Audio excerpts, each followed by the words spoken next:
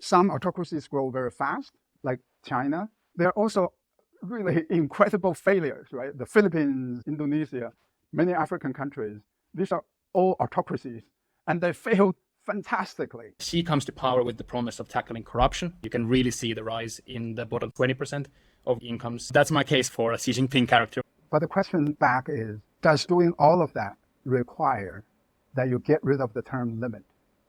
Part 2 with Yasheng Huang. We left it off in 1949. Ilari, why don't you give us a brief recap of our first episode?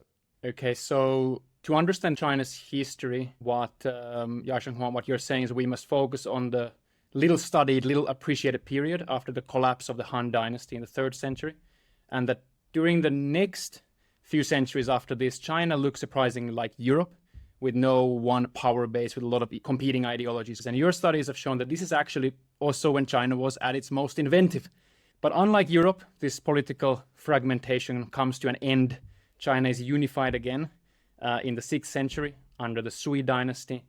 And everything changes because with the Sui dynasty comes civil service exams on a large basis. And these work relatively well, you say. They allow a large majority of the population to participate. They work well in that they create stability. They create a sense for a lot of Chinese that if they really work hard, they can contribute, they can get political power. You don't get European-style aristocracy, but what you do get is you get an other cause, which is that all the intellectual efforts in China are sucked into this one funnel, and this funnel ultimately serves the emperor.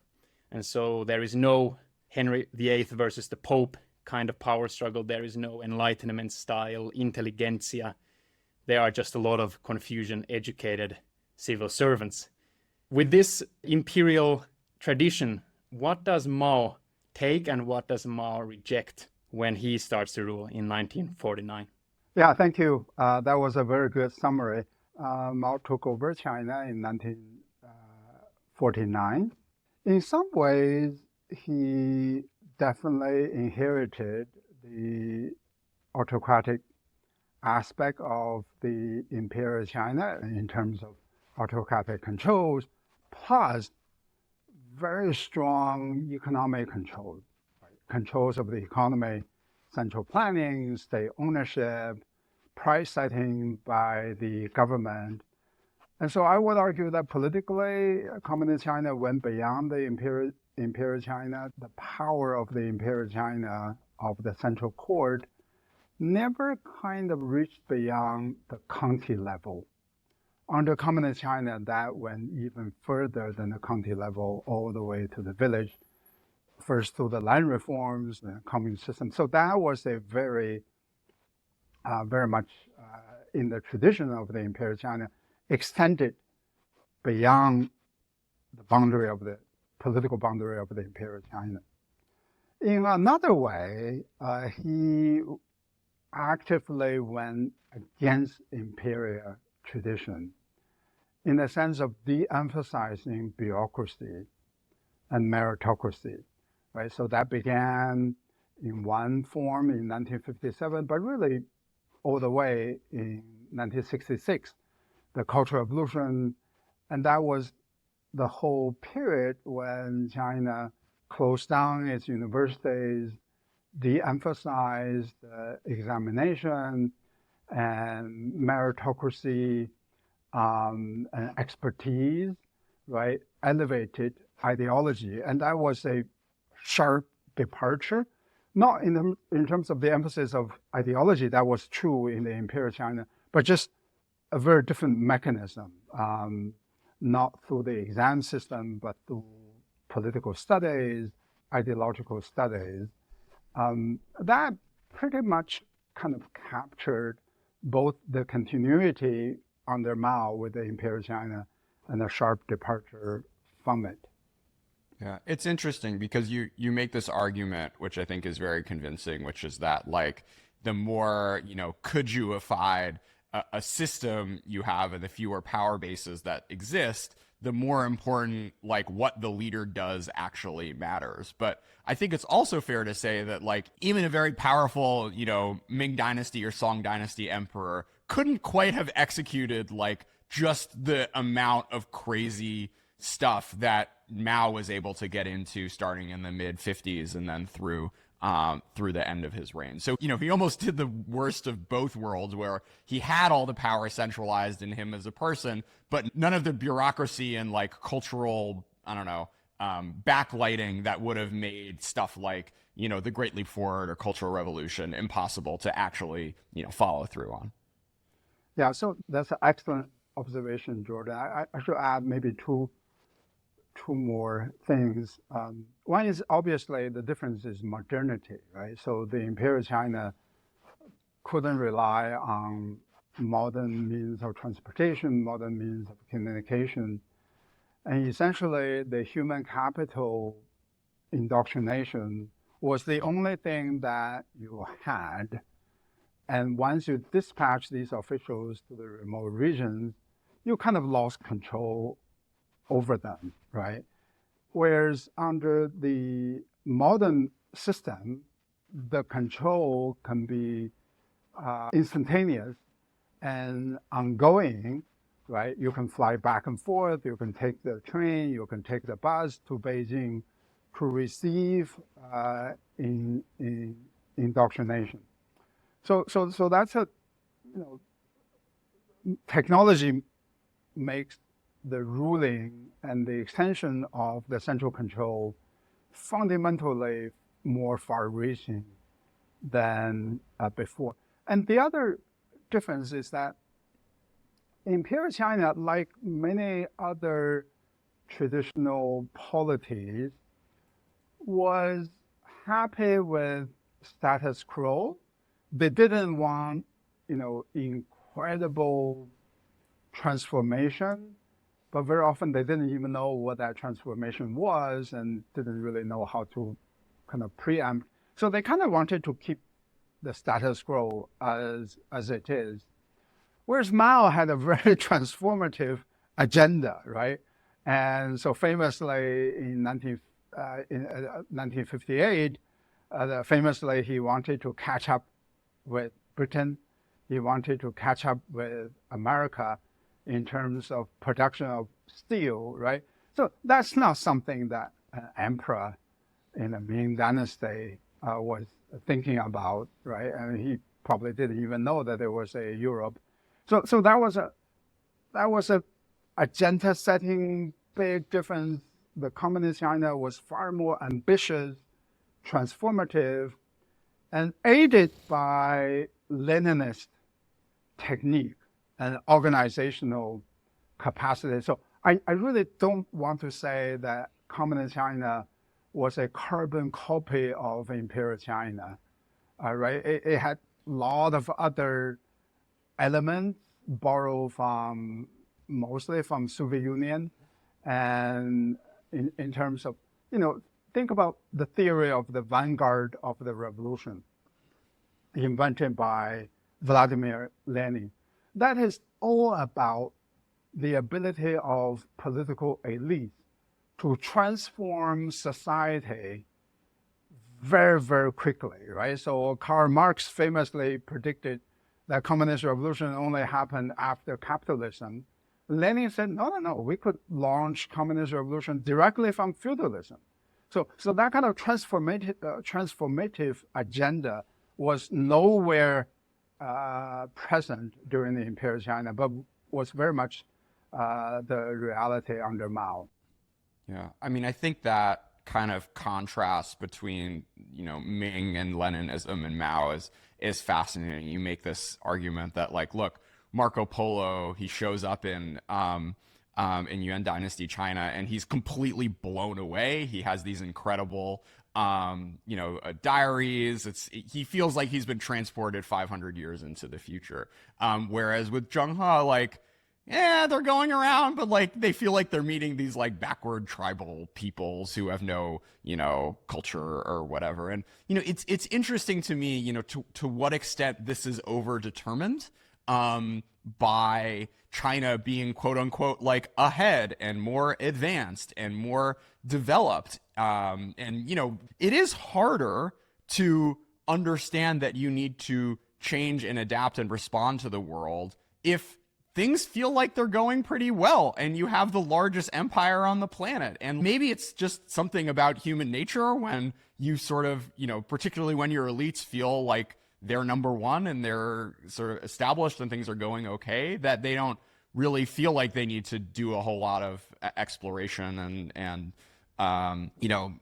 mind challenging things and having to grapple with the fact that maybe their system doesn't have all the answers. Whereas Mao, from the fall of the Qing to the Republican period to Mao, like he was, as you said, very conscious of the fact that China had messed up and that there needed to be a lot of catching up to do in order for the country to get its sea legs again. No, I agree with you. I probably the factor I cited is one of many, many factors kind of pointing in the same direction. But even, given that discrepancy between the East and the West, 500 years ago, a century ago, I think it doesn't quite explain how clean China was in terms of deciding to be away from the rest of the world, right? So, could you have one Chinese individual who ventured to Africa and say, oh, could there be something beyond Africa, right? Yeah. Is there another land that is different, right? So I think the mental kind of model that you summarize, it is probably a mental model of the political elites, right? They went out and they didn't see anything kind of impressive, and they said, wow, what the heck, right? Let's just stay here. But I do believe that, very often we are driven not by some grand perspective, agenda, macro, just want to find out what's going on, right? So there are plenty of people today who explore from rich countries to poorer countries just to see what's going on, right? So, and when Christopher Columbus, when he was exploring his sea voyages, he definitely had maybe a nationalistic agenda, but he was enticed by personal gain, personal motivation. He had something to gain from the success of his mission.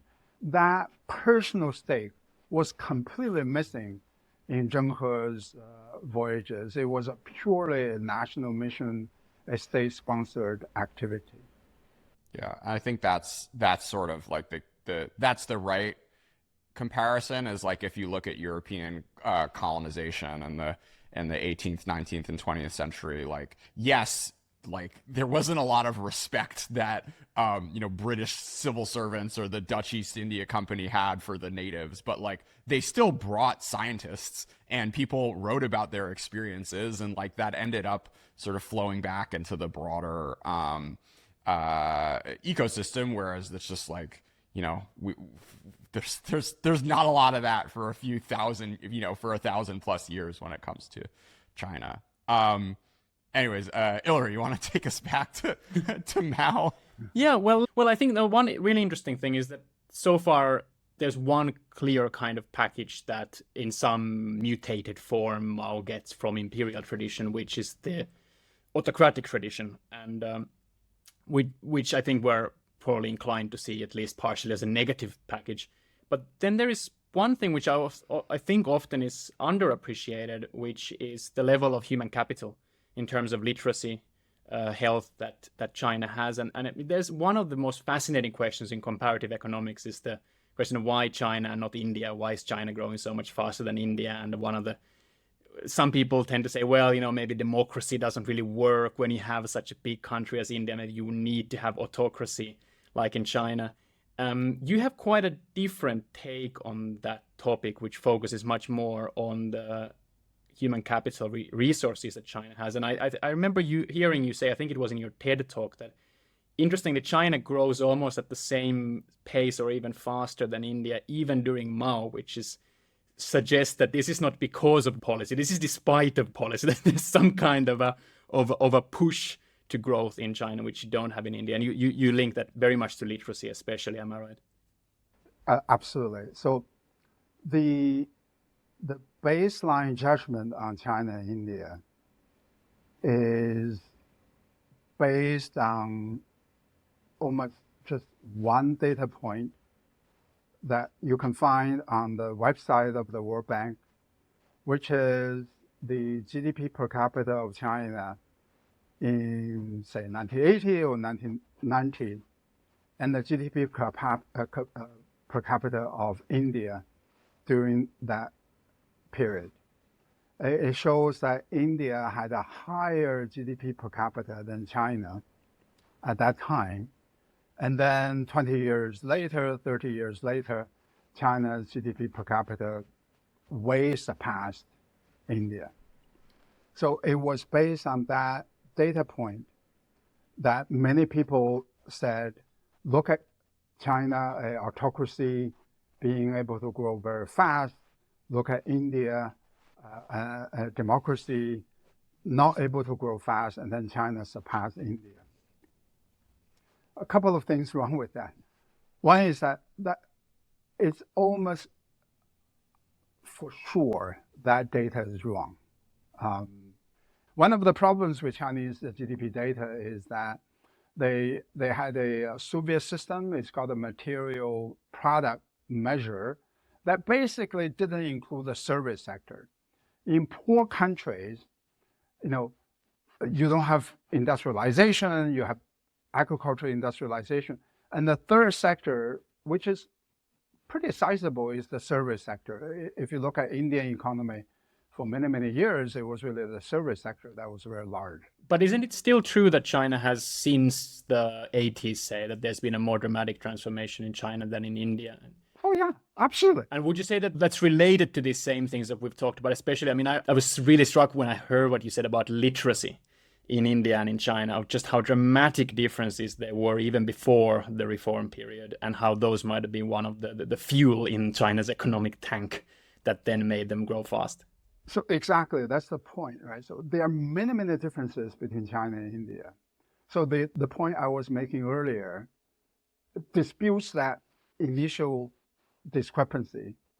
But given that, you're absolutely true that China grew faster than India. It's actually very impressive if you believe that China was at a higher per capita base, and then it was still growing faster than India. All the way more impressive about China. I never deny that. But then there are so many other differences.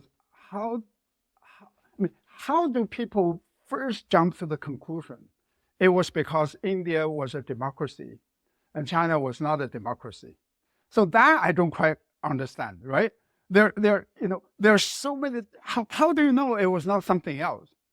Then the way to do this is to look at global evidence to see, okay, at least now there are two competing hypotheses, and I would say three, but let me just concentrate on these two. One is human capital, and the other is the political system.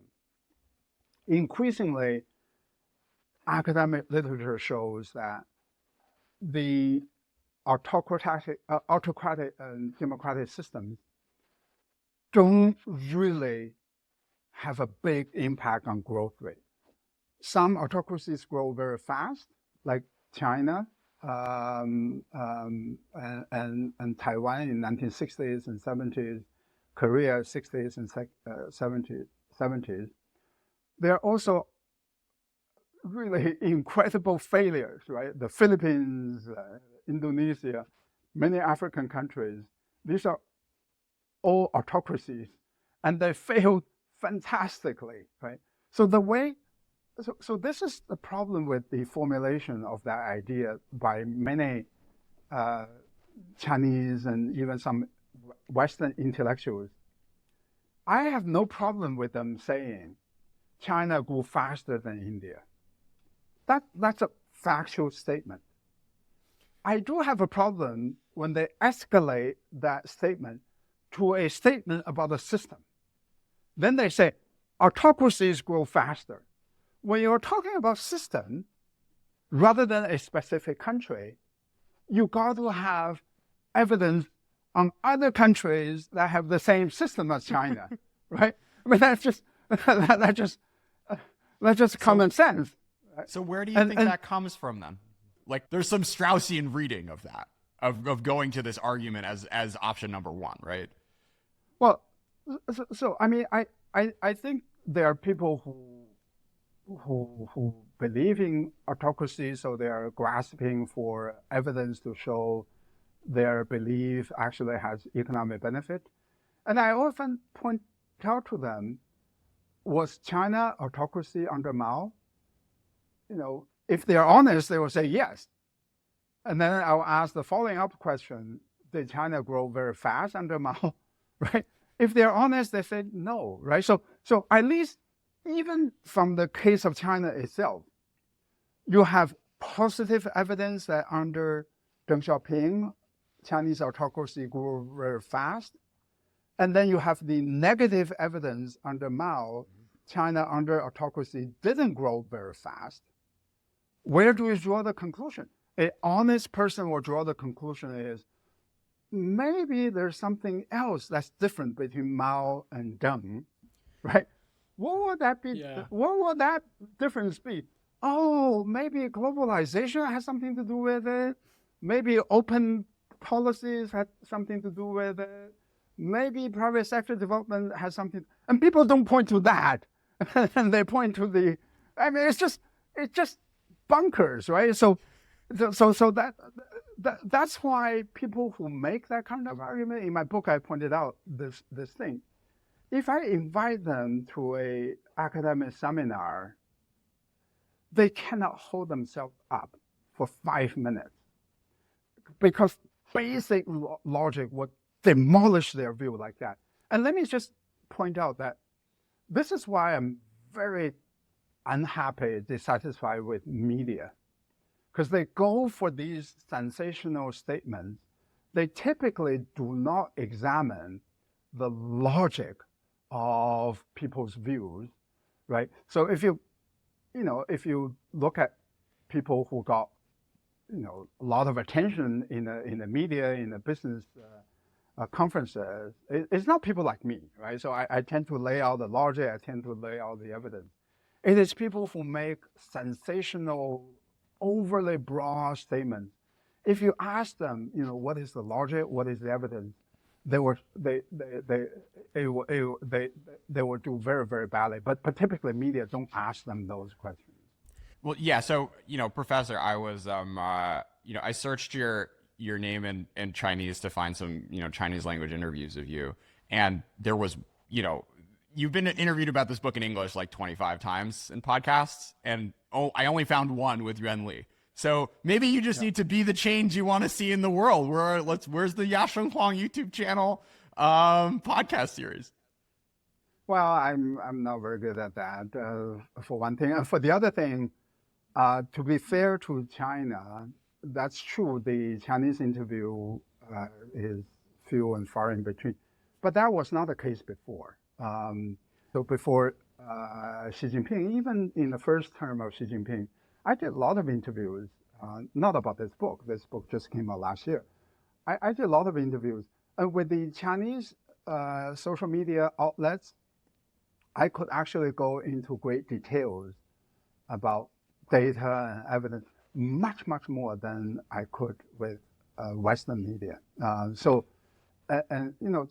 Jing and Cai Xing, they will actually reproduce the kind of thinking process that is behind your point of view. And I was very, very impressed with the quality of the Chinese financial journalism. But now that's not the case anymore, right? So but that's not because the quality has gone down. It's just that the political environment has changed. Yeah, I mean, I think also the one reason perhaps for the hyperbolic, it's because of autocracy conclusion is perhaps some Westerners have done a little bit of a favor there, because if you hear enough many times that autocracies cannot grow fast, and then you have an autocracy growing fast, it's very easy to instead of taking the reasonable middle point, autocracies can grow fast, you go into the opposite of, it is because we are an autocracy that we grow fast. And I think that would it be right to, say that basically you would say that there are certain conditions under which autocracies can grow fast, and one of the things that made it easy for China is the imperial legacy from the civil service exams, the Keju, which is very high literacy, very high human capital, in other ways to dramatically different than, for example, India. And another thing is that after Mao, you end up having a very interesting autocratic political environment, which is much more conducive to growth, because it's an autocracy, but it's not quite as top down, it's not quite as hierarchical. There's much more pluralism, diversity, scope than what it looks like if you look at it from the surface, right? Yeah. So Hilary, that's a very good observation, and I'm in my current book. It's a revision of my 2008 book. I'm laying out that argument. The way I think to look at China, so now we move away from China-India comparison. If we just look at one country, either China or India, if you just look at the one country, the right methodology is to look at the movement rather than at the conditions. So which movement the country is engaged in? Is it the movement toward more openness, or is it the movement toward more closure? So it is not right to say that because China is not like a Western democracy, therefore it couldn't grow, or it could grow because it is not Western democracy. The right way to do that is looking at the movement of the East and the movement of the West. Is the East moving in an open direction or in a closed direction? Is the West moving in the open direction or in the closed direction? In statistical terms, it's called a diff in diff. It is that movement and the directionality of that movement that determines growth. So under Deng Xiaoping, it was an autocracy. There's no question about it, right? But it was moving away from Mao's totalitarianism, transforming China from a totalitarian society to an authoritarian society. Many Westerners probably dismiss that, who cares? Totalitarianism, authoritarianism, what the heck is going on? To the people who live there, it makes a huge difference whether or not you live under a totalitarian society and authoritarian society. So the incentive effect comes from that movement. So in my current book, just imagine a would-be entrepreneur in 1978. That entrepreneur is not going to say, oh my God, China doesn't have a Bill of Rights. China doesn't have Western democracy. China doesn't have a Supreme Court, doesn't have separation of powers. Therefore, I'm not going to make investments in whatever watermelon seed business, right? The right mentality is, oh my God, in 1976, if I went into watermelon seed business, I would be arrested. In 1978, I'm not going to get arrested. I can sell my stuff on the streets. I can hire workers. The incentive effect came from that. The direction of the movement from 1976 to 1978 is toward more openness, toward more diversity, toward more predictability, right? So then we have to draw the conclusion. It is not because it was autocracy that made that entrepreneur be willing to invest. It is because China was becoming less autocratic. Therefore, that entrepreneur was willing to make investment. As a policy question, then you have that policy question in front of you.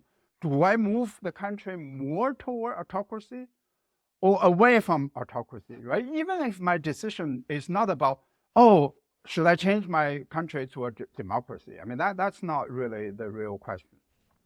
Can we take this back to your personal history? Like, if you were born 5 or 10 years earlier, do you think you would have, even wasted time learning English? Like how personally for you did, that change in like the slope of the angle, even if we're going from like 100 to 99 instead of like 100 to 101, in terms of your autocratic level, like how did that reflect in you personally in your youth? Yeah, so I mean, in terms of learning, and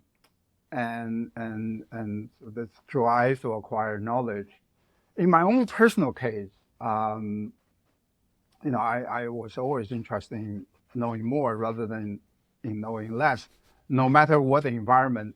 So, and after I came to the U.S., I remember going to the library and just read, hours after hours about mostly the Western writings about China, what happened in China during the Cultural Revolution, what happened in China during the Great Leap Forward. Because when I was in China, I couldn't really get hold of that knowledge. So that drive was always there. And you could acquire that kind of learning better if you know English than if you don't know English. But in terms of business, right, motivations, business incentives, you kind of need to feel secure. That's just basic human instinct. And you need to have some basic level of feeling being secure in order to make your investments, because investments cost money, investments cost time, right? If you know that once I make the investment, I'm going to be arrested instantaneously, then you're not going to make that investment, right? So in my book, I remarked that never underestimate the incentive effect of not being arrested. But many people don't pay attention to that. People say, oh, China doesn't have secure property rights law, right? And neglecting the fact that Deng Xiaoping increased the personal security of the Chinese by a huge amount. I couldn't quantify that, but by a huge amount. It was because of that Chinese entrepreneurs began to go into business. Yeah, I mean, I think that one of the really interesting things, the era after 78 is really special, right? This is an era that I think I didn't really appreciate necessarily before reading your book, of just how different it is to everything else that has happened under CCP. First of all, one of the really striking things about China, because later is the big urban-rural gap that didn't really exist at the time. The rural areas were growing as fast as the urban areas. You have a lot of not parliamentarian pluralism, but you just have so many different voices within the party, all the way from the old school economic guard who implemented the 5-year plans under Mao, all the way to people like Zhao Ziyang, who very few people are able to really call a hard-blooded communist. So you lived in China in the 80s still, did you? Or how you moved into the US? Because it would be just interesting to hear kind of your own personal experience also. What did it look like from the point of view of 80s to live under that period? No, I came to the US for the first time in 1981. So I came 81, okay. Very early. But then I went back and I worked for the World Bank for one time in the 1980s. So I lived there. But it wasn't, I have to say that it wasn't from my own lived experience. I had exactly the same view as you, as many Western observers of China. Oh, actually, the more correct way to say it is I had exactly the same non-view of 1980s as many others until I began to work on my book that came out in 2008. So to go back a little bit, in 2003, I published a book on foreign direct investment, and foreign direct investment was critical in terms of driving Chinese growth in the 1990s, since 1990s. And then I finished that book with a question in my mind. Okay, so FDI was so important in the 1990s and ever since. What the heck was going on in the 1980s? What was driving Chinese growth in the 1980s? So based on that unanswered question in 2003, when I published my book on FDI, I began to look for answers. So after I finished my book on FDI, then it just left me with an unsatisfactory issue, right? Which is, okay, so if they were so restrictive of private entrepreneurship, and they didn't really have a lot of foreign investment, why did they grow like mad? More than 8%. It was really incredible. So that took me to my 2008 book, and my 2023 book summarized that part of the research. And then I found out in rural China, the reforms went way beyond agricultural reforms. We're talking about contracting reforms. We're even talking about land reforms. We're talking about village elections. We're talking about rural financial liberalization, which I had no idea about. And even today, I think 99.9% of the China scholars didn't know that there was a rural financial liberalization, right? It was just, and I went through thousands of pages of the government documents, and really, because data on 1980s are not very available, and China just went through Cultural Revolution. They demolished the Statistical Bureau, but they had good documents, right? And I was just blown away by how proactive the Chinese leadership was about rural financial liberalization. And we're talking about the head of the central bank, the head of Agricultural Bank of China, the head of Bank of China, the head of the Construction Bank, issuing support for rural financial liberalization. We're talking about large-scale financial institutions developing extremely fast in rural area in the 1980s, right?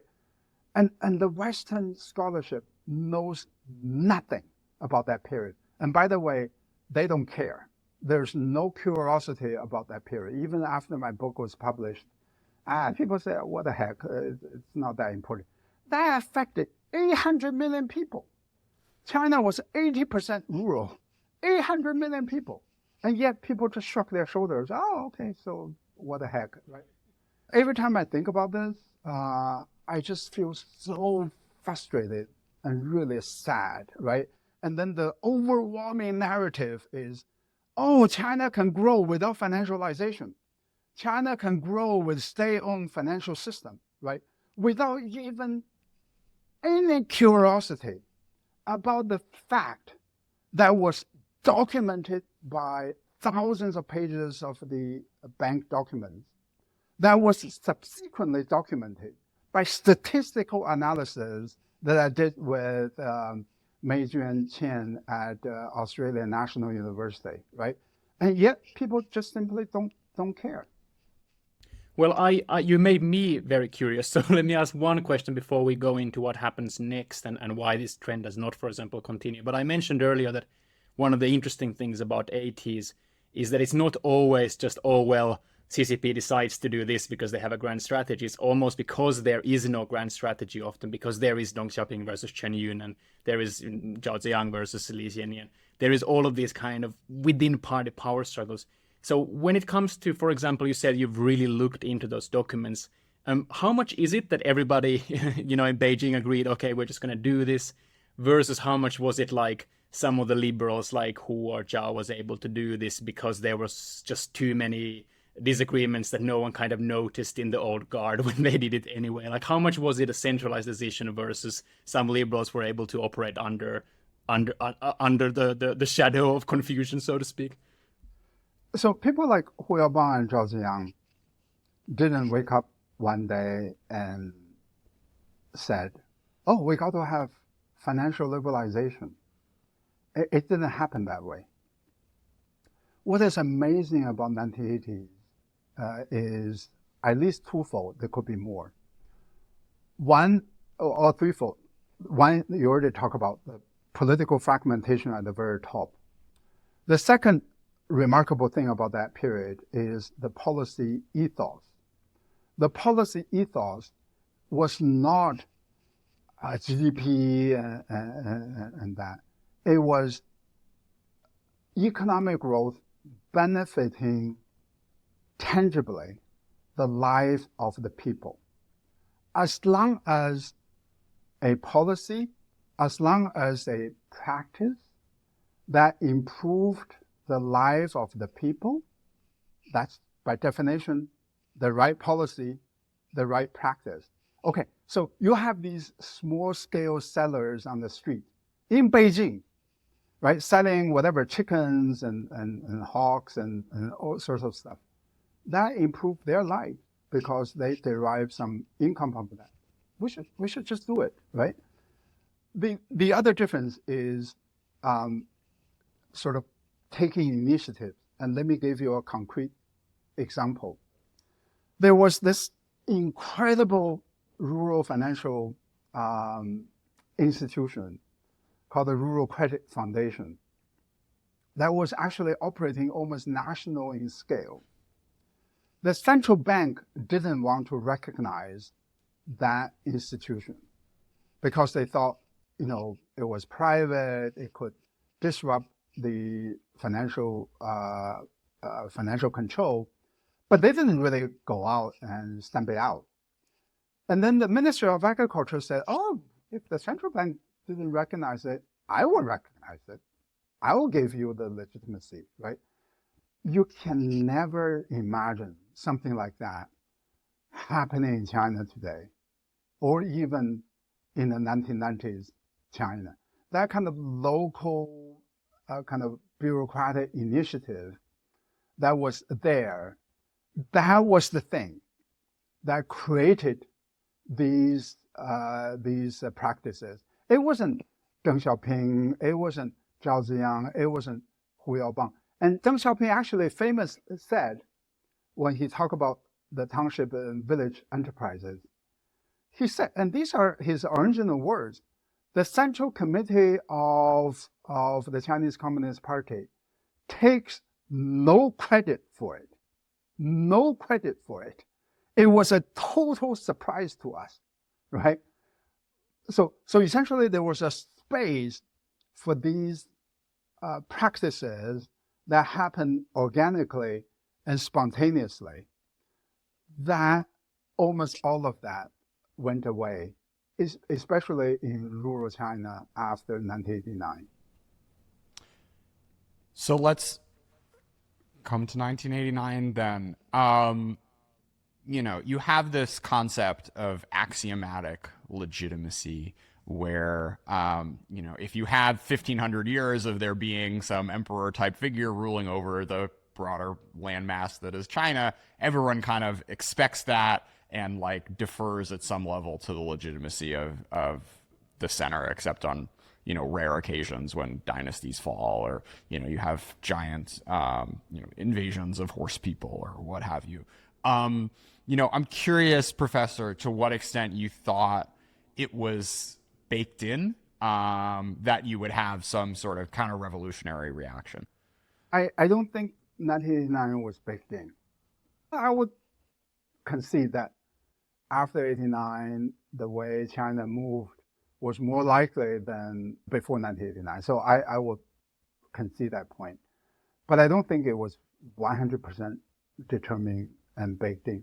The axiomatic legitimacy, that's the idea that, kind of almost every culture starts with some sort of presumption, right? Western culture has its own presumptions. Chinese culture has its own presumptions. And the presumption, because of Keju, because of these thousands of years of autocratic rule, The presumption there is that whatever the government does is, one, legitimate. Secondly, it is good for your own welfare. You start with that view. You don't necessarily end with that view, but you start with that view. I would say that in 1980s and 1990s, they all started with that view. There's no difference. I mean, that's just axiomatic legitimacy view was alive in 1980s as it was in the 1990s and afterwards. The difference is that in the 1980s, you didn't have to end up with it. You could actually engage in the process of questioning, debates, and inquiries. And sometimes, you end up with the same view that you started out with. There's nothing wrong with that. But sometimes you don't end up with that view, right? Definitely that was something I was thinking about at that time. It's sort of, is it really true that everything the government does is good for you? So that occurred to me, sort of, I can't really pin down the day, but that began to occur to me, right? So whereas if you don't allow any discussion freedom, what Amartya Sen called the discussion democracy, what you started out with, you also end up with, right? And this is what's going on in China today, right? All these little pinkies and they never really have the mental habit of actually examining their views. They just proceed with it, and they actually actively refuse any opportunity to engage in a different mental process, and that's true of a lot of these young people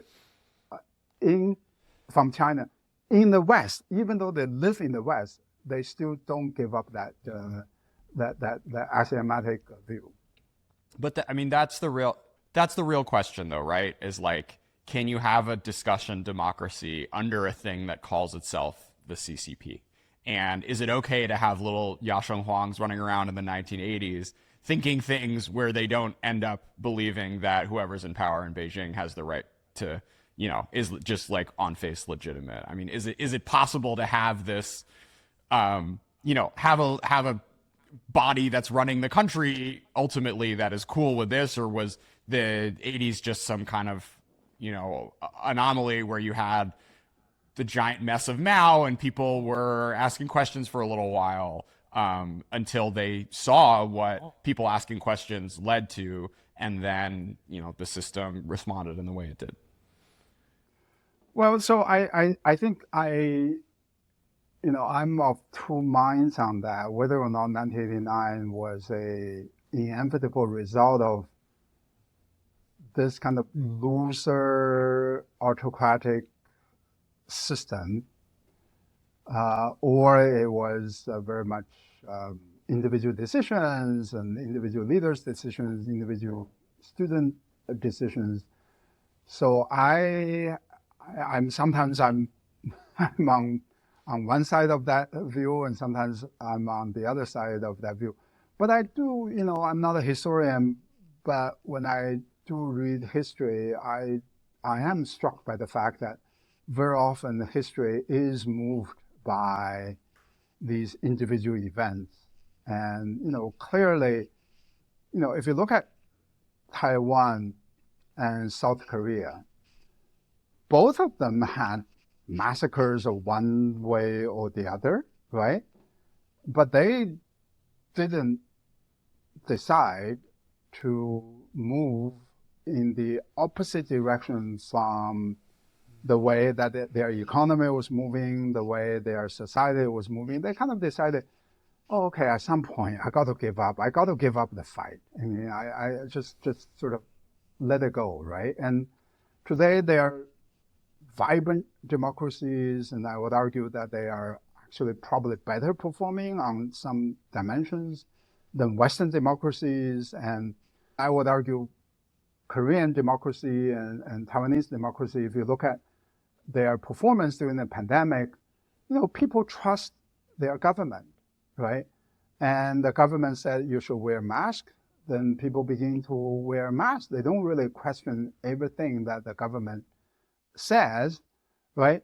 And, I was told by one scholar who visited South Korea, and she made a very interesting observation. There was this anti-government demonstration, but the whole demonstration was very well organized, very orderly, very, very well disciplined.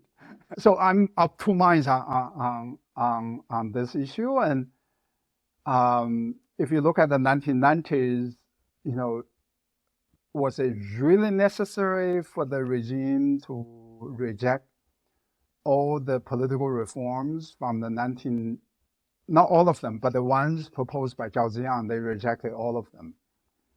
And then Hu Jintao essentially moved China even more toward the statist direction, and Xi Jinping moved it even more.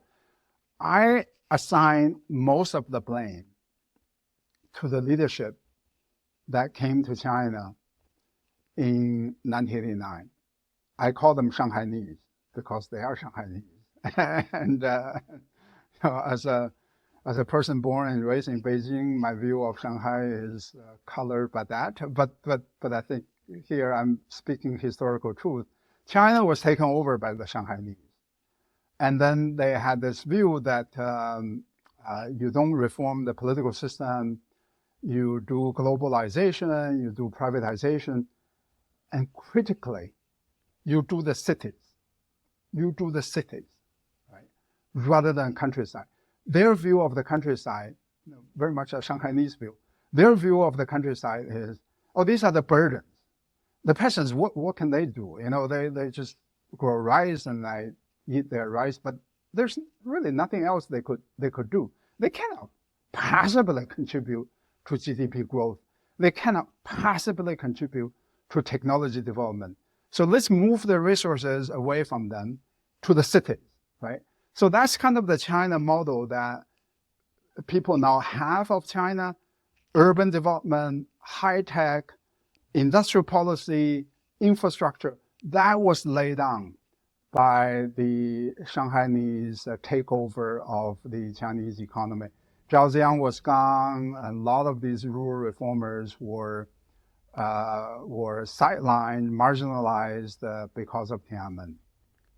Well, I mean, could I then push back a little bit on what you said earlier when you said that you don't think 1989 was that important, because it seems that it could be the most important thing, because what happens is that there is the old guard, the more conservative guard, who wants their way. Deng Xiaoping sits on the other side with the liberal reformers like Hu Yabang, Zhao Ziyang, and it is only with the protest in Tiananmen Square that the more conservative side is able to put a wedge between the political and economic liberals and Deng Xiaoping, who seems to be more a political conservative and an economic liberal.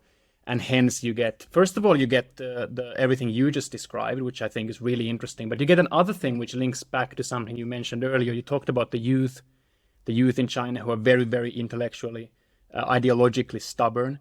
And there are people who would claim that this is also a post-Tiananmen symptom, because what the government decides to do is basically say, look, what we have done is we've overemphasized economy, we've underemphasized ideological training. And you start getting a lot of new curriculums which emphasize national humiliation. There's a great book by a historian, I think Wang Zhong. I'll never forget national humiliation, which talks about this exact process of how literally the term "never forget national humiliation" becomes a kind of classroom mantra that is Chinese children learn, and that this kind of the story of Chinese humiliation, the story of Chinese rejuvenation under the Communist Party becomes the way to basically say, we're never going to have at Tiananmen Square again as long as we just do this one right. We're going to tell all the kids of how horrible things were before, how great they are now, and how they should be. It's very suspicious of foreign influence. And then we get the Xi Jinping era as a kind of almost natural progression of the two trends. One is the nationalism in the textbooks, and the other one is what you described as the the lack of political pluralism in the CCP. Yeah, no. I if I was not clear, then I just want to clarify that absolutely, I believe 1989 was extremely important. Right? I actually think 1989 was more important than many scholars have acknowledged. They usually acknowledge the political significance of it. They don't know the economic significance of it. I actually laid out in the book, it's a revision of 2008 book, I laid out statistics to show that Tiananmen actually made an economic difference as well. I think the issue here is whether, so to use the term that Jordan used before, whether it had to turn out to be that way. Sort of counterfactually, did it have to turn out to be that way? There's a rumor, mostly among sort of the Chinese intellectuals, that Deng Xiaoping at one point was thinking of inviting Zhao Ziyang back. That was never confirmed. Maybe that was not true at all.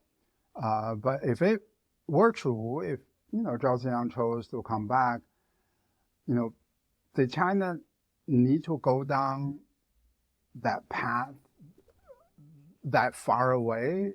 So that was my observation is, yes, it made a huge difference. But what I meant to say is that, probably 90% of the chance that China should end up that way, but was there a 10% of the chance that the leaders were not hamstrung so much by 1989, and they still started reforms. So the examples that I cited, Taiwan and South Korea, they had the Kwangju massacre. Taiwan had its own massacre. They kind of moved down, right? But maybe you need some distance from that. But Tiananmen happened a long time ago, and China is still sort of stuck in this Tiananmen mode. That, I think, is not completely determined, but largely determined, but not completely determined by Tiananmen. So I agree with you, but I just want to carve out some wiggle room in that scenario. Yeah. Well, here's, I think, the key thing, bringing it back to your, lifespan argument earlier, is look, you get reform in Taiwan, you get reform in South Korea after the big guy dies. But the problem was, China, you had more people with charismatic revolutionary legitimacy, and they all lived so freaking long. I mean, if Deng and Chen Yun weren't around by the late 80s, you would have had more power in the slightly younger generation, which was a little more open to thinking differently about the political situation. And my little counterfactual is that, had it happened in 1994 or when these guys were more incapacitated or just not on the scene at all, then maybe the balance of power within the system might have ended up a little differently. But even though Mao died, you still had people with enough belief in the old system and kind of charismatic credibility that they were able to get their way without the new generation being able to push themselves forward. Yeah, so I agree with that analysis, and there was this kind of overlapping generation thing that you didn't have in Taiwan and South Korea. But what's interesting is also the fact that Cultural Revolution affected a lot of these revolutionary elders in a massively negative way. Yes, many of them were diehard conservatives, but a few of them were actually quite liberal, more liberal than the technocrats that came to the central government in the 1990s. They were willing to think about the issue in systemic terms, right? So that's how I define liberalism, which is that you think about a solution at a system level to deal with a problem rather than just thinking about it in terms of pure personality, change the leader and all of that. So look at Xi Jinping's father, Xi Jinping, right? He was a liberal, not just in the sense that he supported liberalization, But he was making argument famously at a Politburo meeting that toppled Hu Yaobang. He was making a procedural argument. He argued that was not within the rules of the game that we agreed to, right? That was actually a revolutionary way of thinking in that type of system. I actually believe that is more revolutionary than the view that says, oh, market economy is good, democracy is good, right? This insistence on process, insistence on rules, what was more profound than economic liberalization. And she had that argument. But there were not that many people who argue that point. Ultimately he was defeated. But he was one of the revolutionary elders. So the lesson that China should have learned more from Cultural Revolution was that it was not just mistakes of Mao. It was the fact that the system allowed Mao to make those mistakes. And if you read the earlier documents reflecting on that period by the Chinese Communist Party, there was that reflection. There was that. So they actually instituted some sort of separation of powers, right? So the presidency was held by one person, party secretary, general party secretary was held by another person. They did institute some of that. But that lesson was completely forgotten after 1989, when they brought Jiang Zemin to Beijing, and they were worried that Jiang Zemin was too weak. So let's abolish other centers of power and consolidate his power. And that path basically led to China today. Well, let's look at China today then. In some ways, it looks like Xi Jinping is just a kind of natural next step where Hu Jintao, you said, makes China a little bit more statist, and then Xi Jinping makes it even more. But there is another way in which I guess you would say it's a more dramatic turn, to the extent that you wouldn't call China today anymore being a China of a reform era, that it is a completely new era. How much was this an abrupt, completely new turn? In what sense was it new and not just a little bit more of the old? And where are we now? So if you look at the three leadership generations, 1989 generation, and then 2002 generation, and 2012 generation, right? So these are three generations. Politically, I would look at them in the following way. The 1989 generation changed the rules of the game. They essentially reversed the political reforms initiated by Zhao Ziyang. The 2002 generation, the Hu Jintao generation, sort of changed the game, but not the rules of the game. Within that rules of the game, they strengthened the government control, they cracked down on social media. That began under Hu Jintao, not under Xi Jinping, right? And in terms of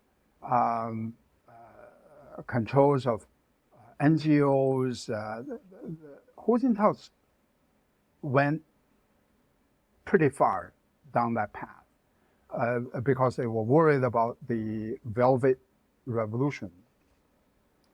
And then Xi Jinping changed the rules of the game again. This time, he revised or reversed Deng Xiaoping's reform. And that's a bigger change as compared with 1989, changing rules of the game, or 2002 generation changing the game itself. I mean, you don't touch Deng Xiaoping, right? In modern Chinese politics.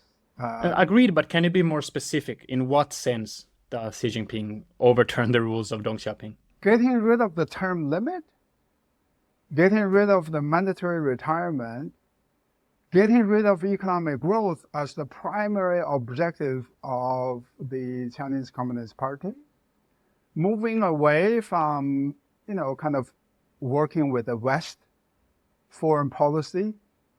These are huge departures from the Deng Xiaoping era.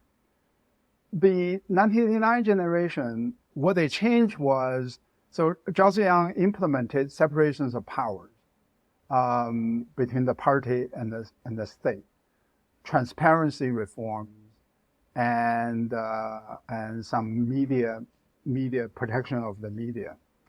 So that generation of leaders changed all of that, but they didn't touch these touchstones of Deng Xiaoping, right? The term limits, the mandatory retirement, and Jiang Zemin and Hu Jintao stepped down after their term ended. So for Xi to touch what I call the third rail of Chinese politics, that required something. That was extra. That was a bigger deal than before. But in terms of the direction, though, it was moving in the same direction. The departure was more abrupt and sharper, but it was in the same direction, right? I think it was directionally the same, just the departure itself was bigger deal. And how positive or negative is it? Because there's an easy way to see it as a negative thing, which is that this is more autocratic. But let me make the case for the Xi era. After 89, what you have is you have the Shanghai model of development, which leads into a lot of crony capitalism and a massive, massive level of corruption. Secondly, what you have is you have the rural-urban gap, which leads into massive, massive amounts of economic inequality. And third, you have the purely GDP-driven model of legitimacy, which leads into things like environmental degradation. Xi comes to power with the promise of tackling corruption. Later in his career, he turns into rural poverty. I recently had Branko Milanovic, for example, on my podcast. He's an inequality expert who convinced me that you can really see the rise in the bottom 20% of global incomes as basically as the Chinese poor becoming richer during the past 10 years. And third, of course, Xi is much more focused on things like everything from clean energy to, when I was in China, I did a small field project on a 10-year fishing ban that they had the government had implemented on the Yangtze River, which is something that you wouldn't really have seen coming, let's say 10 years before. So that's my case for the need for a Xi Jinping character. I didn't really realize I will do that, but what's your response? No, I think Branko is right that the inequality did decline under Xi Jinping, and the bottom 20% did improve their income growth relative to GDP growth. In the revised version of my 2008 book, I actually laid out statistics confirming that. But the question back is, does doing all of that require that you get rid of the term limit, that you get rid of the mandatory age retirement? Does it require this degree of centralization? It may require some revision of the economic growth objective away from this kind of a blind pursuit of GDP growth numbers in favor of income growth of the poor people, of the rural people. I agree with that. But let me give you two scenarios and ask you to choose. One is that you can do that with higher GDP growth, and the other is that you can do that with lower GDP growth rate. I think any kind of rational person would choose a scenario in which you can actually accomplish both higher income growth for the rural Chinese and the higher GDP growth for the country. That was China in the 1980s. In terms of each increment of the GDP growth, improving the rural income, 1980s beat out the subsequent 3 generations by a long shot.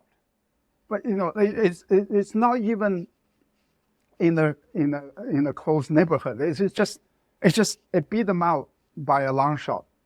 Xi Jinping did improve over the previous 2 generations of the leadership, but the problem is that under Jiang Zemin, that income improvement substantially slow. So he improved from a low base, but that was improvement. So I'm not going to take away from him.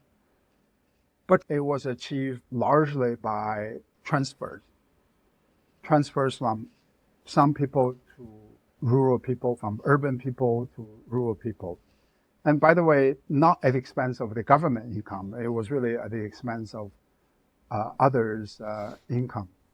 You can do that for a period of time.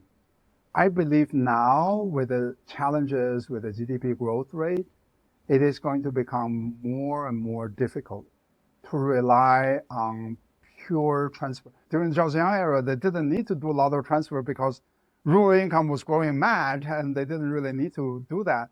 And I'm willing to make the argument that tackling corruption, tackling environmental issues, didn't necessarily say that you have to centralize politically. You can do it in other ways. And the simple fact is that they are fighting corruption. It is 11 years. 11 years.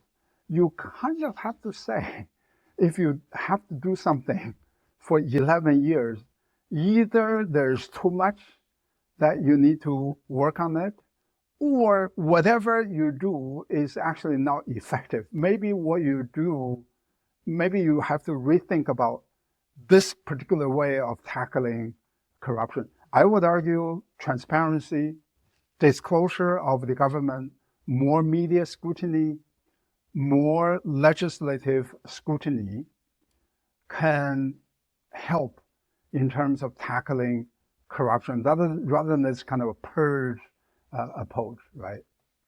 So basically, they are doing the opposite of what you would recommend.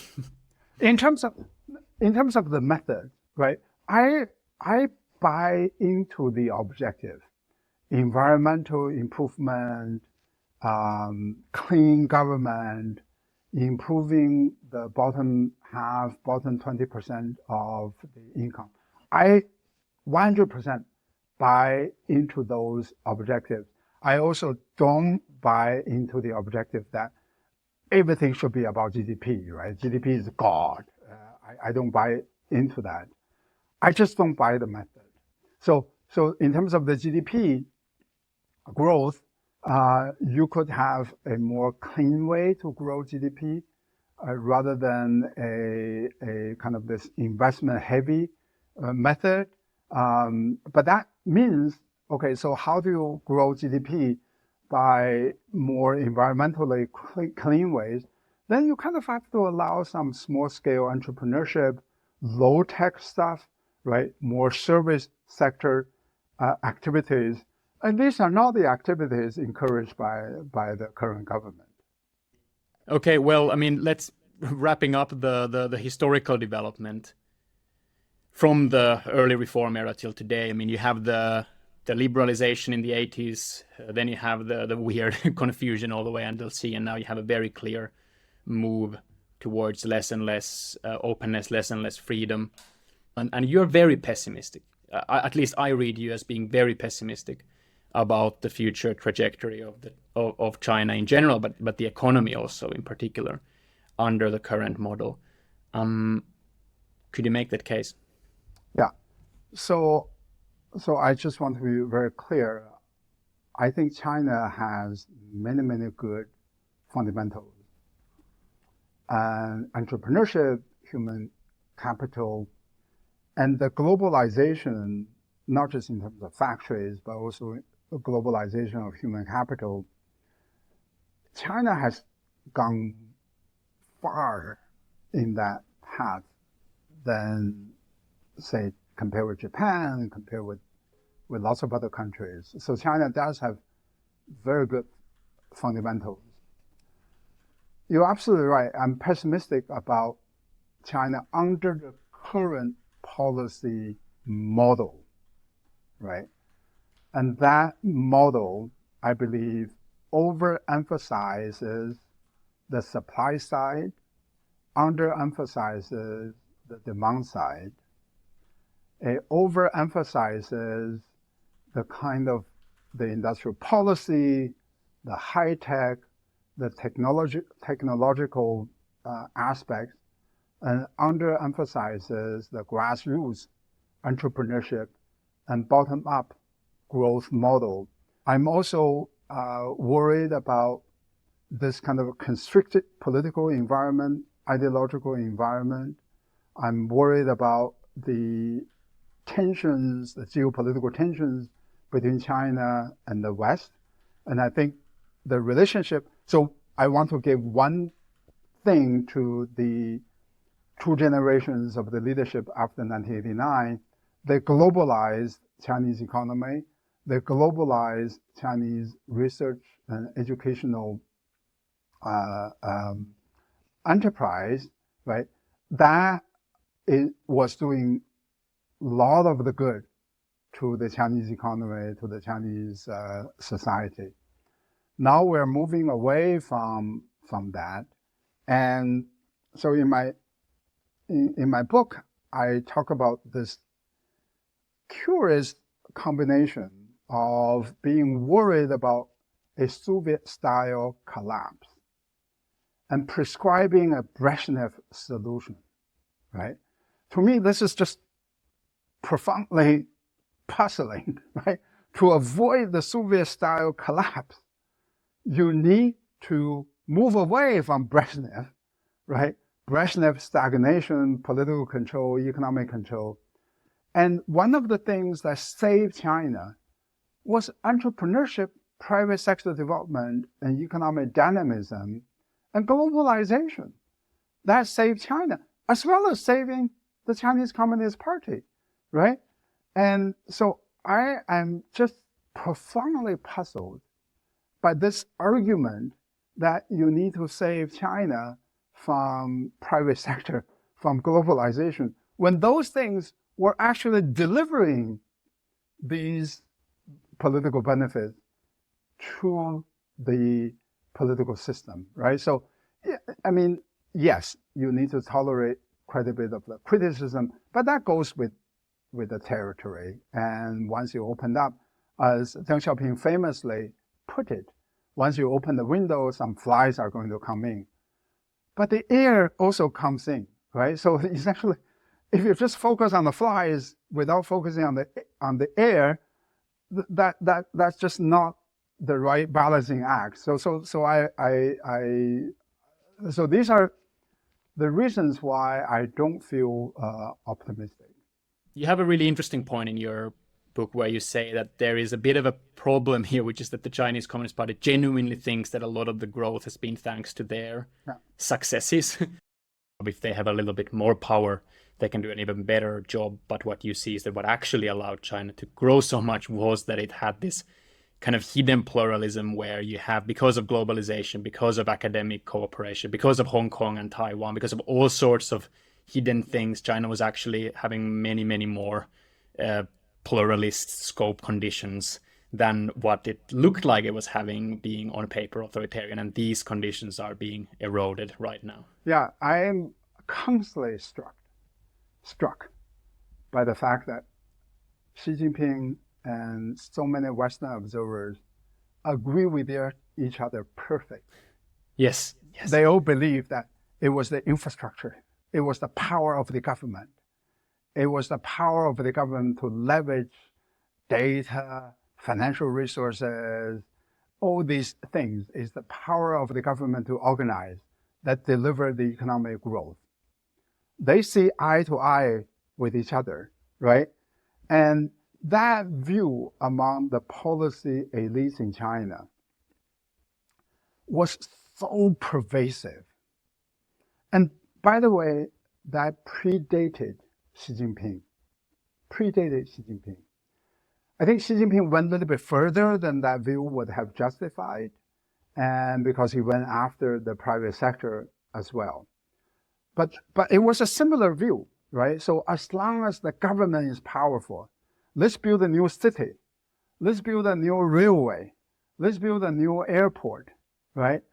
And the fundamental problem with that view is that when China was buying into that view completely and wholeheartedly, yes, Chinese GDP was growing fast for a while, but Chinese productivity collapsed, right? But, who cares about productivity? It's not a number that I see on TV every day. And so you have these Western analysts who just look at GDP. And by the way, anybody who follows Chinese economy would first focus on the veracity of the GDP numbers in the first place, right? So, but this is the problem in the West as well. So it's not just the problem in China, it's the problem in the West. Whenever I see someone being interviewed, on prominent forums, when they say, I know China because I have met with Chinese leader, I begin to worry about his point of view. So the other problem about changing the constitution is that you introduce new succession problems. Yeah, so autocracies can build, right? At least Chinese autocracy can build. Autocracies suffer from a succession issue. And so one inevitable problem faced by many, many autocracies is how do you transfer power from one leader to another? Imperial autocracy didn't have to deal with that problem because my son would do it. And in China, we talked about this last time, in China it was even more restrictive. It was the oldest son, the only legitimate heir, right? So the rules of the game are very, very clear. The reason why autocracies often fail is because the rules of the game are not very clear. And Gordon Tullock famously noticed one difference between some autocracies and the autocracies that he saw in Latin America. Brazil, Argentina in the 1970s, there the autocracies didn't bother them, didn't translate into bigger political problems. So Gordon Tullock was this scholar who wrote about these issues. And the difference, he didn't quite draw that conclusion, but he just gave that fact, which is that Latin American autocracies had term limit. So China successfully transferred power twice, well, actually 3 times in a row, right? So Jiang Zemin, Hu Jintao, and Xi Jinping, right? Well, I don't know whether you count it 3 times or 3 leaders, but twice. All under term limit. Before China instituted term limit, it was a mess, right? I think most people know that, right? Lin Biao, Liu Shaoqi, Hua Guofeng, it was a mess. So China before term limit very much observed the regularity that Gordon Tullock observed. So in my book, I call it Tullock's curse. Right? China was suffering from the Tullock curse. We thought that problem was resolved because China instituted the term limit. The worry now is that the Gordon Tullock's curse may come back again because China demolished the term limit in 2018, the constitutional revision. Obviously, that's going to happen in the future. We don't know what's going to happen in the future. But if I bet on one sure source of instability and chaos, it will be that. Right? Economically speaking, they are also adding complexity to the future, but I'm sure the political instability and uncertainty is going to come from that. When exactly, how it happens, I have no idea because this is very much driven by the health of the individual leaders So I have no way of knowing when that would happen. Yeah.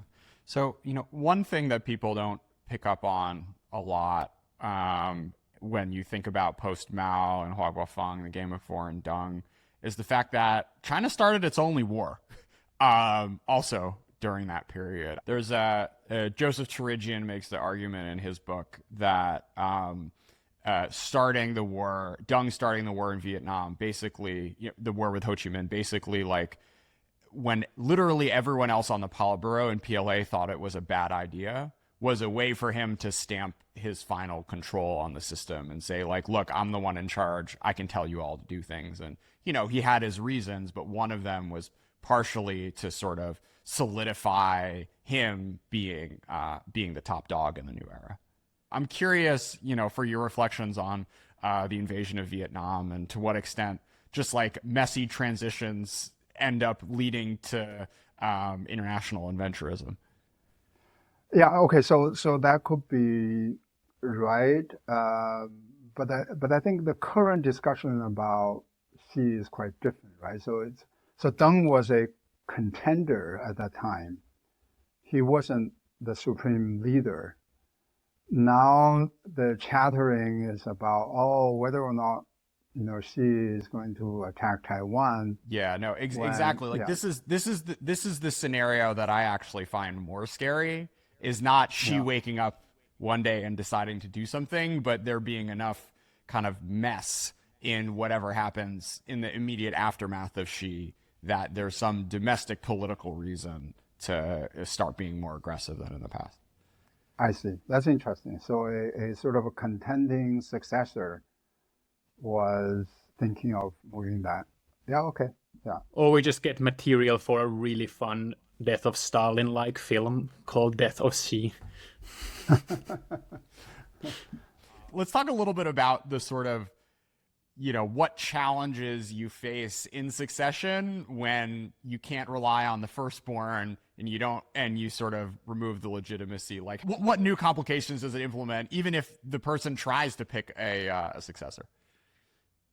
Yeah, there are a lot of complications. One is that lack of trust, right? And essentially, in that type of system, because there's no clear rule of game, as soon as you anoint somebody, you also empower him. And the reason why you don't have succession scheme clearly in place is because you always value control and power. Essentially, when you make a succession decision, you are also making a decision to weaken your power, right? So you are never going to feel very good about making that decision. Never, right? And how exactly it's going to play out depends on the individuals. It's just that there are structural tensions built into that system. Now you move the scenario or the perspective from the leader to the potential successor. Once you get nominated, what do you do? Okay, so I have a dog, right? So I walk my dog to a nearby dog park, and there's a sign in the dog park that says, cleaning up number 2 makes you number 1.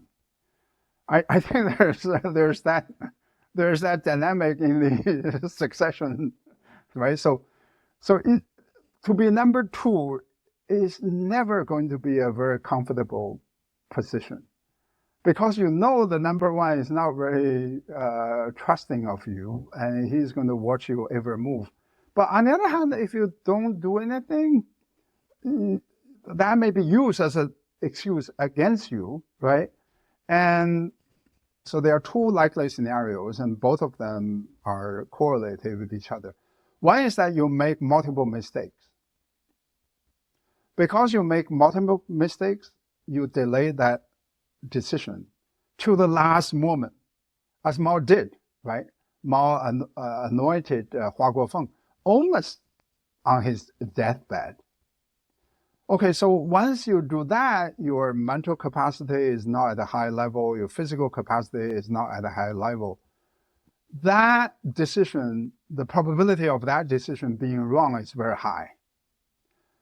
So it turns out that Mao made the wrong decision because he thought that Hua was going to continue with his policy, but he didn't anticipate that Hua was going to get rid of Gang of Four, right? And then it turns out that Hua was a Maoist. It's just that he didn't like Gang of Four, and one of the Gang of Four was Mao's wife, right? So by getting rid of Gang of Four, and to some extent, Hua made the wrong decision there too, right? By getting rid of Gang of Four, you empowered Deng Xiaoping. So essentially, you sort of get rid of, I mean, I play tennis, the weakest link is your weakest defense, something like that, right? So you got rid of Gang of Four, you also got rid of the allies against Deng Xiaoping.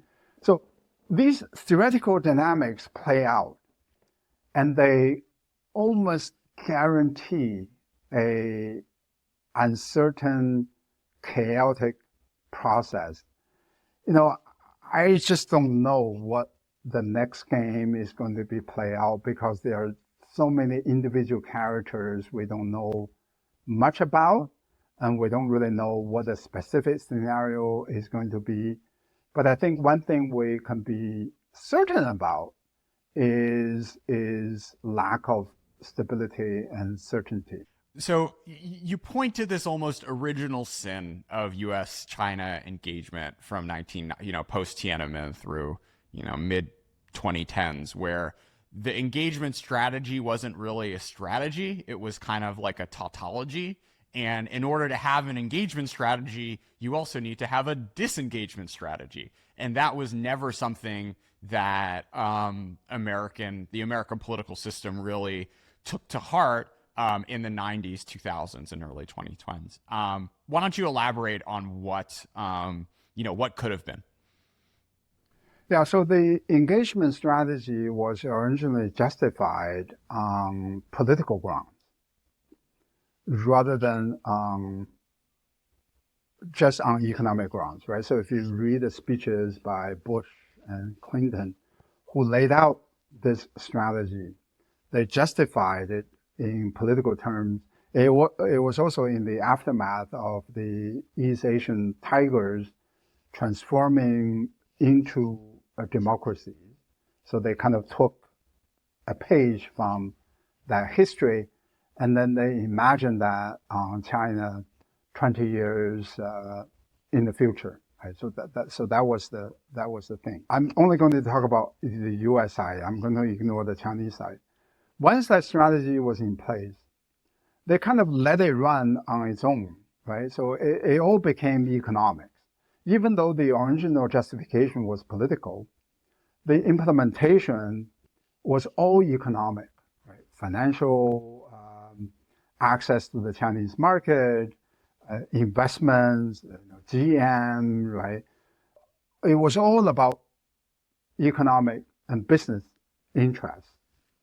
They never really leveraged the U.S. economic presence in China to kind of even directionally to try to accomplish the original political justifications they laid out. Let me be very concrete, right? I would argue a smarter political strategy would have been to deepen the information industry engagement with China, right? Rather than simply product and finance. But if you look at the history of U.S. Interactions with China on market access, on product and access, it was all about, GM, GE, or Goldman Sachs, or Morgan Stanley. When Google was kind of leaving China, when New York Times was banned from China, U.S. didn't say much at all. U.S. didn't really try to negotiate on behalf of Facebook, on behalf of these social media companies to try to get them to be also present in China. People may say, oh, that's even worse, but let me just say that in that close environment of China, to have the diversity of Google, Facebook is actually a plus in terms of political and ideological space. It was a plus more than just Baidu and Tencent, right? So the U.S. never really sort of went to bat with China and advocate on behalf of information industry. They advocated on behalf of Wall Street.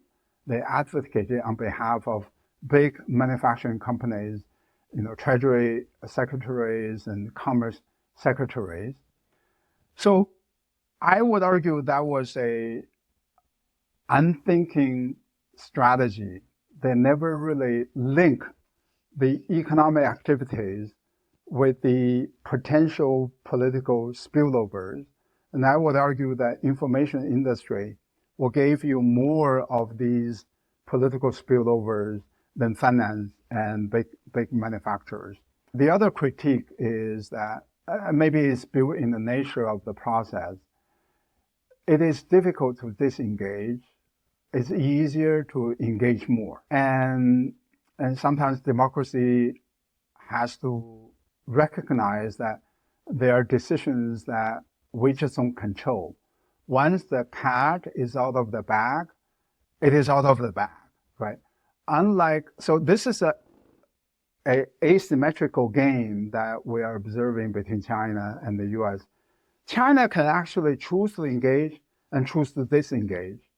We actually cannot do that, right? We can sort of engage, and once that engagement, the cat, is out of the bag, we cannot really disengage. Given that's the case, then we really need to think about what is the better way to engage, what is the worst way to engage. Yeah, because I think this is why you really got to go back to George W. Bush and early Clinton, right? Because the balance of leverage back then was way different than it was in 2007 when, Google leaves and the New York Times get kicked out. And you have this interesting argument, right? Is like America either was shooting for the moon from a rhetorical perspective, talking about how China needed to be this open liberal democracy, or it just said, whatever, we'll say this, but it'll happen in time. And instead, sort of focusing on, not making China into Jeffersonian democracy, but making it into Taiwan in the 70s or Korea in the 80s, which is not nothing, right? But not entirely liberalized, gives you something to push for where it can be more palatable. And it's not just from a sort of trade negotiation perspective. You also make these really interesting arguments about reciprocation and academia. The analogy I loved of MIT only doing exchanges with Saudi universities on the condition that female Saudis are able to participate fully is a really illustrative one for, I think, the type of things that the U.S. could have done. Of course, Deng understood deeply that he needed Western investment and Western education systems and Western management practices in order to upgrade China's ecosystem. And, maybe had the cards been played a little differently in the early 90s, you wouldn't have gotten to the situation where by the mid 2000s, Chinese leaders will just kind of shrug their shoulders and be like, yeah, whatever, yeah. Give me a break, guys. Yeah, so I agree with that, right? To me, it's really puzzling, right? So you go for the moon, and then you go for nothing. I mean, could there be something in between, right? So, and the U.S. administrations also did this thing terribly wrong, which is that because the original justification was political, they needed to show concerns for human rights. Okay, so they meet with Dalai Lama, they meet with, some dissidents from China. So symbolically, those measures alienated a lot of the Chinese. Whereas if you emphasize more sort of these small steps, right? So How about, we convene conferences on rule of law, right? On these sort of commercial rules of the game, right? So we can sort of imagine some of these topics. How about, okay, you have Confucian Institute at our universities. We have our own institutes at your universities, provided that they can also operate exactly free of constraints as Confucian institutes can operate in America, right? So not just having Confucius Institute here, but and then whatever institute in China, but they need to have the same operating environment. People's Daily. Let's read People's Daily in America. Let's read it from cover to cover, right? Let's whatever, right? Can we also insist on same treatment of New York Times, Boston Globe, or Wall Street Journal, right? We just didn't do any of that, and exchange scholars, students. It doesn't have to exactly match numerically, but let's put some pressures on the Chinese side to accept more of our students, more of our scholars, right? We didn't do any of that. I hear your point, but just a very quick question. I mean, when it comes to things like, for example, Xinjiang, it's not true that all the US has done is meet with some high-profile Uyghurs and then left it at that. They've tried all sorts of things from targeted sanctions onwards.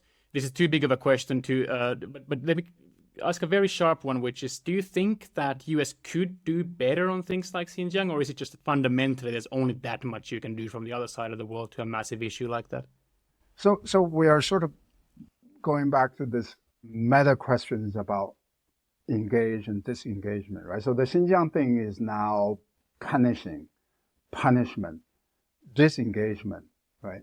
I think the point I was making earlier is that at the time when the two countries were engaged with each other economically, was there a way to make that engagement to produce some more intellectual, I'm not going to say political, but intellectual and idea space than compared with the way we actually conducted ourselves, right? So I was making that argument. Xinjiang is like China has moved down on that path, and China today is even more politically tight as compared with before.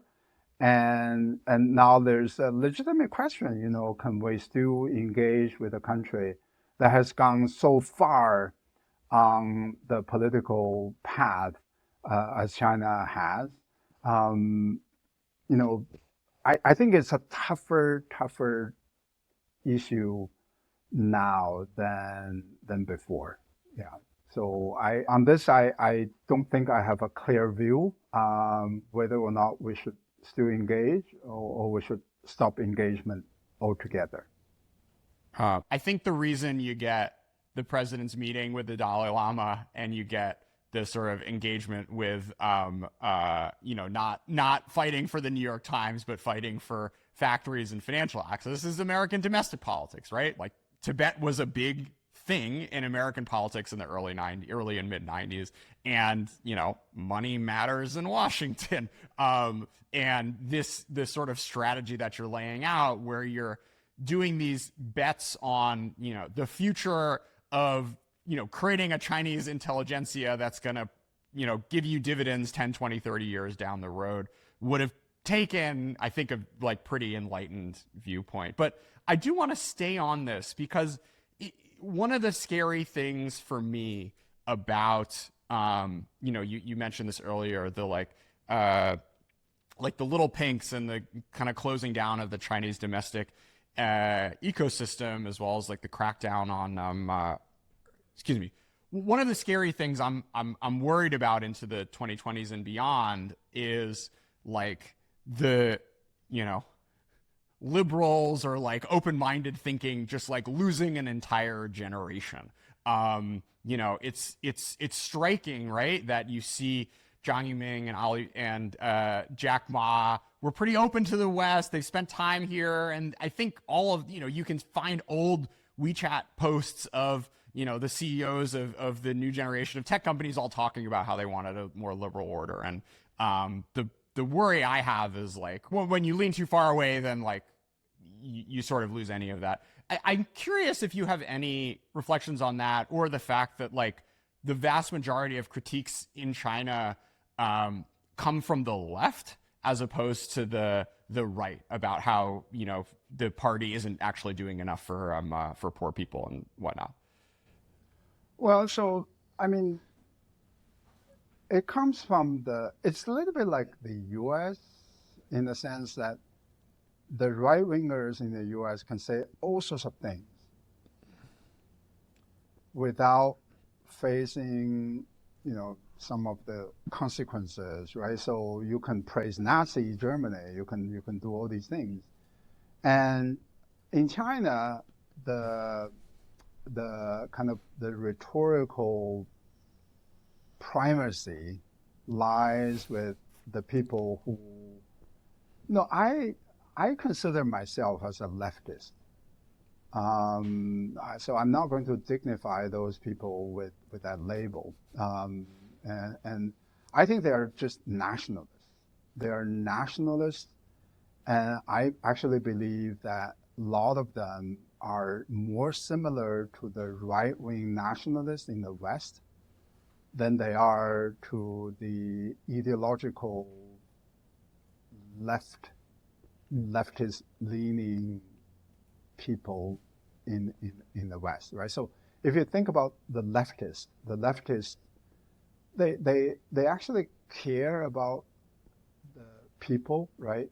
Unemployment, inequality, the gains of people. I don't really see that among the rhetoric of a lot of these little pinkies. They care about nation, right? Nationhood, historical glory. These are classic right-wing nationalistic rhetoric, and very abstract power, things like that, right? Bragging power, pissing power. That fundamentally allies with the ruling ideology, which I classify more on the right-wing nationalistic side than on the leftist side. It is really just this kind of a pursuit of power, pursuit of abstraction, pursuit of nationhood. I mean, unified Taiwan. It's just what does that give Chinese people in terms of improving their life?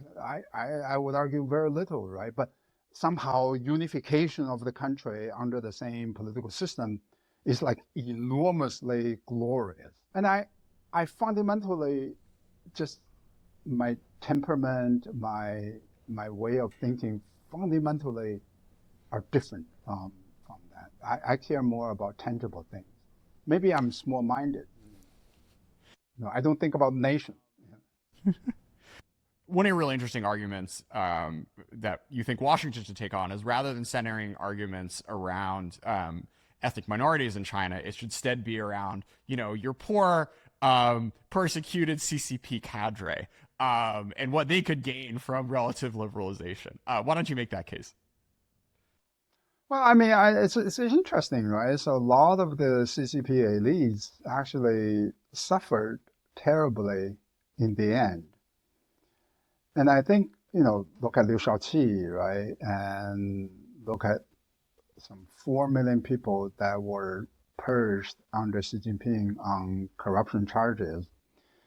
It's very interesting that quite a few of these people, they could trash the West, trash the United States all the time. But during the moment of their personal crisis, they actually come to the West, right? The police chief of Chongqing, when he he was being chased by Bo Xilai. He defected to the U.S. consulate in Chengdu. He didn't go to Iranian embassy. He didn't go to Russian embassy or North Korean embassy. He came to the U.S. So and they park the assets in the United States. They send their children to the U.S. universities, to U.S. High schools and European universities. And so I think the West should craft an argument that also appeals to them, rather than crafting an argument that is designed to appeal to only the Tibetans and the Uyghurs. And the simple fact is that, because we tend to think about things along ethnic terms, right? Because of the Western history of slavery and all of that. But in China, did the Cultural Revolution single out Tibetans? Did the Cultural Revolution single out Uyghurs? No, it didn't, right? So I'm of a Han ethnicity. My parents suffered as much as the Tibetans, suffered as much as the Uyghurs. So why do we insist on this ethnic line, which is going to antagonize 95% of the Han Chinese, rather than relying on an argument that the Han Chinese can also relate to, and even the elite Han Chinese can relate to. So I would think of an argument that plays more in that direction. How exactly it is, I don't know. It's about my pay grade, because I was never asked to create any policy brief for the Secretary of the State. If I'm asked, I would think more about it. But I'm just thinking in terms of general philosophy. We should craft an argument that appeals to more people than the ethnic minorities.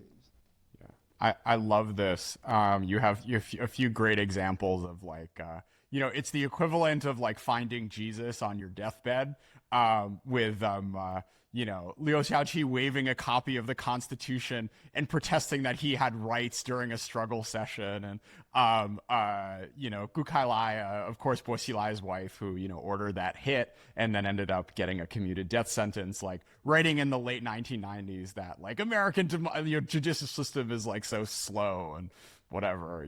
It's always what was your line? A democracy, and I guess rule of law too, is like an insurance policy. When you don't know whether or not you're going to have an accident, the smart thing to do is take out insurance. Why not make that argument to your Chinese counterparts, right? By the way, the Jesus thing is your invocation, but that's maybe next time I'll use it. It's it is like on your deathbed, you became Catholic. Yeah. So you spent the past year in Washington. I'm curious, thoughts, reflections, what surprised you most? What stuck out to you about the way the city views China? I think I appreciate the deep and increasing complexity of geopolitical challenges and tensions more by living here, simply because you hear more of them than you would just working in academia.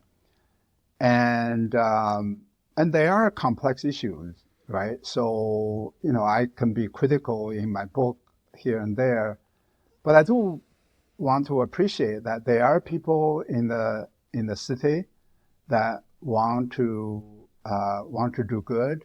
They want to.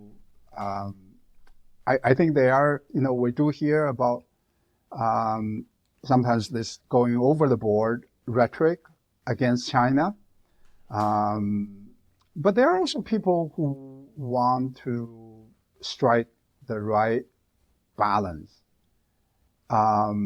They need ideas, they need advice, they need inspirations. Well, let's see what happens in November. There's room for some sort of reset and some sort of rethinking about China. Hopefully that we can be more imaginative and innovative. I don't have high hope, right? By the way, no matter who wins in the November election, if Trump wins, then forget about it, right? But on the Democratic side, I do hear more the view that yes, China poses geopolitical challenge to the U.S., but there are issue areas where we kind of have to collaborate with China, and that's just the reality. How to strike the right balance, I think that's a art, right, rather than science. But I think it would be good if the Washington political establishment can be more open-ended. I guess in defense of Trump, like you did have this line in your book where Trump was the first president to introduce this idea of reciprocity and kind of like engagement being conditioned, and where, I don't think he's going to set the conditions and be fighting for academic exchanges in the New York Times. There is something to be said, I think, for him breaking that paradigm, which, really wasn't going anywhere. I agree with that. Yeah, but I think we could work on that and make that approach more productive, right? Not in the way he did it. He changed the rule of the game, and that's the rule of the game we have to accept. But we can play game better than he did. In my show on humans, I always finish by asking my guests, how has all so let me ask you, how has all the research that you've done and all the work that you've done shaped your outlook on humanity?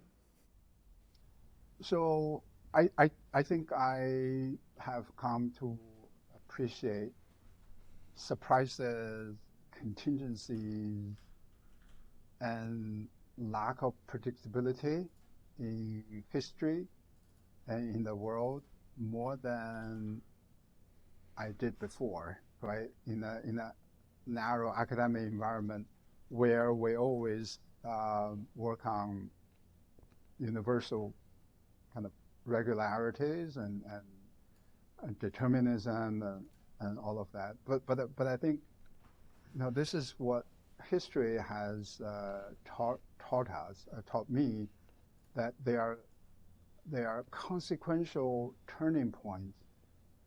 At the time, we didn't think about them that way, but they could turn out to be consequential. So I'm now have this mental habit of trying to think about issues in those terms and asking myself, is it likely that this particular event is going to be one of those events that are consequential in history, right? So the answers almost don't matter, but I think it's good to pose that question all the time. And the other about the humanity, the sort of more about the humanity is that I do believe that that we are more complex than economists assume, and we sometimes behave in ways that are not terribly rational. But that's all the more saying that the system that we create is quite important. The way I think about the system is that the system places some boundary conditions on either maybe rationality or on irrationality, right? And how do we design that system that maximizes the rational way of thinking about the world, acting, and also alleviate the downside? That's a question, I think, more than saying autocracy vis-a-vis democracy, right? That has to be a factor that you take into account. But more and more, I'm thinking about, it's really, whether or not you're democracy or autocracy, you need to think about how you balance these two competing forces, rationality, irrationality, scale, scope.